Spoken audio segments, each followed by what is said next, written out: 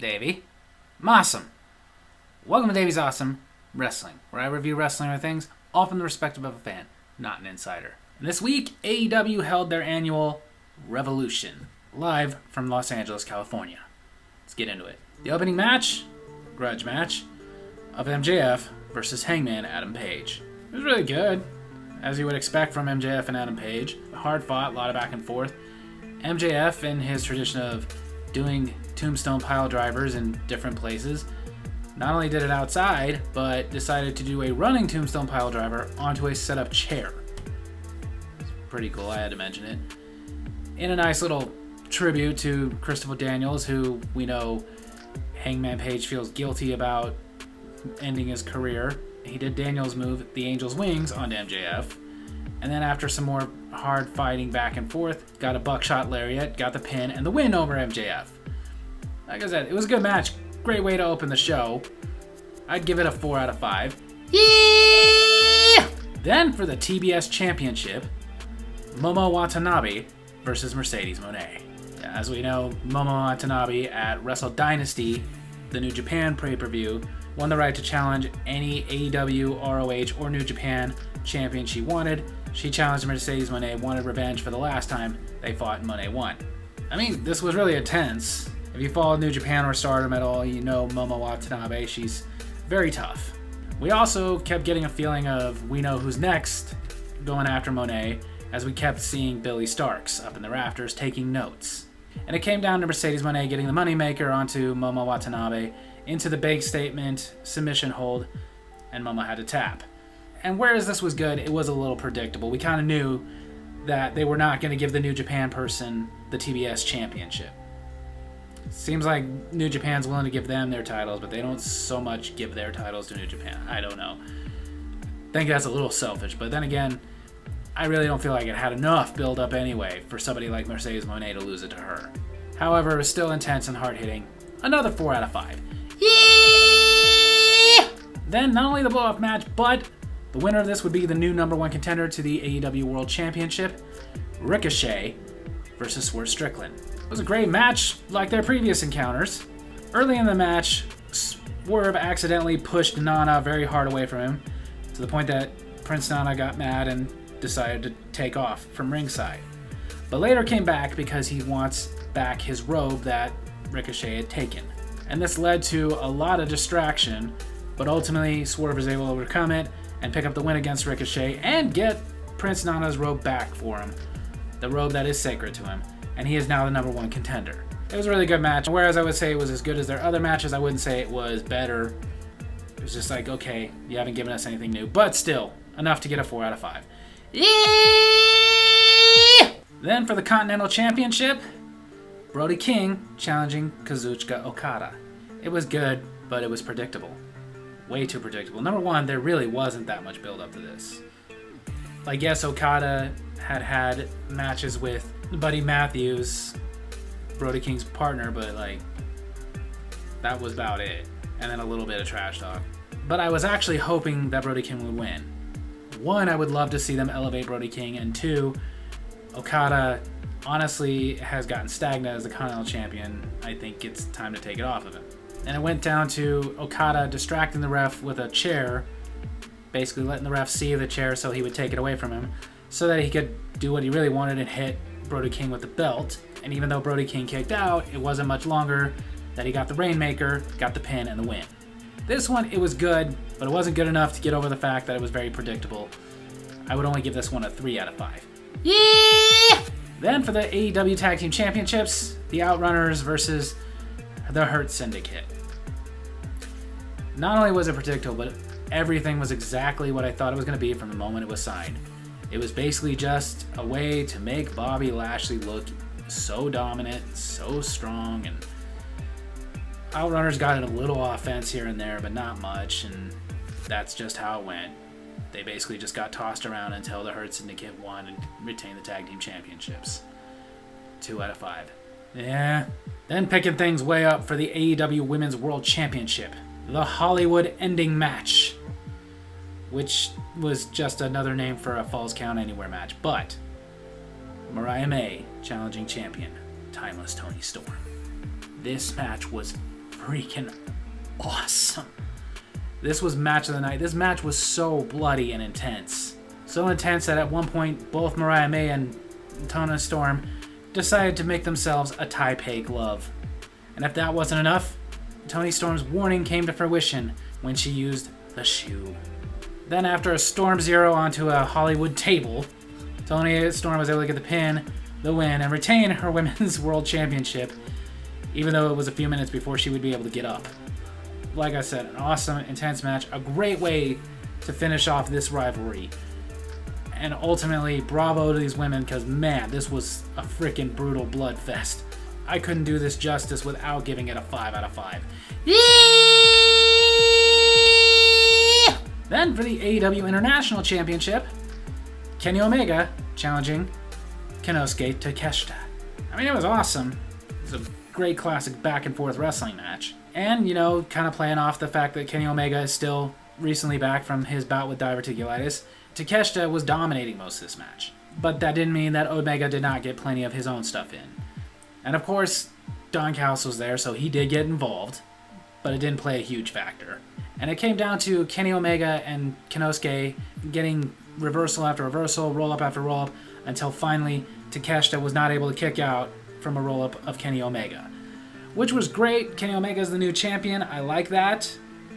Even though he's a former world champion, so this is kind of a step down. But I like it. I'm okay with it. I just kind of wish he would have had a more dominant win. Because now this to me says that they're going to have another one, because you could easily say that this could have gone either way. That takes away a little bit from it, but it still easily got a 4 out of 5. Then another match to end another rivalry. A cage match between Kyle Fletcher and Will Ospreay. Another one that was so awesome and so brutal. Not as brutal as the Hollywood ending match, but brutal. Especially because at one point Mark Davis came out with a bag and some bolt clippers to come in and help Kyle Fletcher. Ospreay was able to fight him off. And this brutal, bloody match was able to continue up until top of the cage. And doing something I can't say I've ever seen before, a Spanish fly from the top of the cage. Ouch. And afterwards, you know, Kyle Fletcher is yelling obscenities about how he doesn't really like Ospreay. Ospreay does the hidden blade and the move that he said he would never do again, the Tiger Driver 91, onto Kyle Fletcher.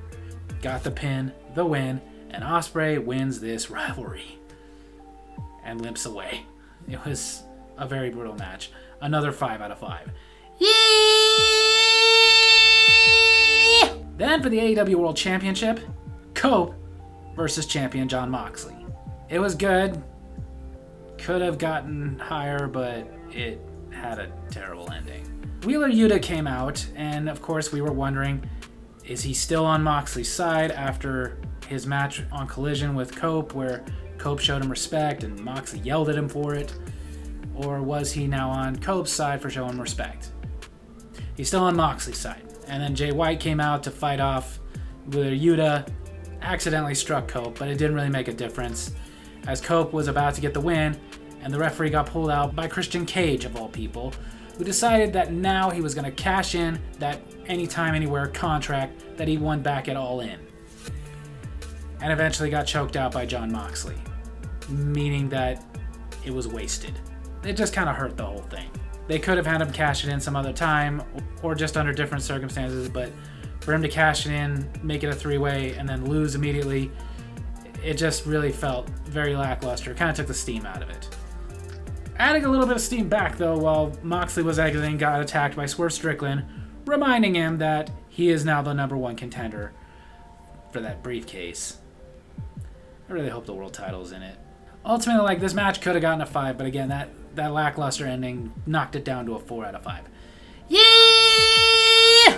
So AEW Revolution 2025 overall was a really good show. Can't deny that. It was freaking awesome. There was only 1-2, only 1-3, and then 4s and 5s. Every match was very entertaining. Every match was very good. But the one thing that kind of hurt it, which everybody's been saying, and normally I don't like to go with the whole crowd, but I kind of have to in this case. I kind of have to agree with them. The wrong match was the main event. They should have done the whole Cope Moxley thing earlier in the night. not be the main event.